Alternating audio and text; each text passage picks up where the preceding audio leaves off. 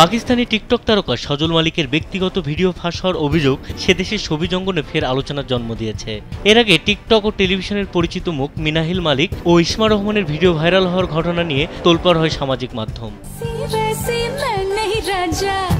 গত বছর নভেম্বরে মিনাহিল মালিকের একটি ব্যক্তিগত ভিডিও ফাঁস হলে তিনি আইনি সহায়তা নেন। এবার নতুন বিতর্কের কেন্দ্রবিন্দুতে টিকটক তারকা সজল মালিক। অনলাইনে ছড়িয়ে পড়া একটি ভিডিওতে তার উপস্থিতি রয়েছে বলে দাবি করেছেন নেটিজেনেরা, জানিয়ে সামাজিক মাধ্যমে চলছে ব্যাপক আলোচনা।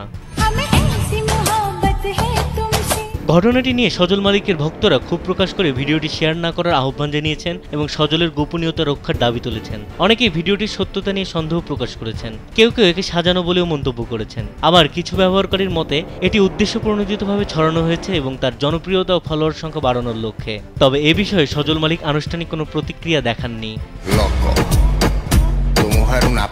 বিনোদন ডেস্ক, কালবেলা।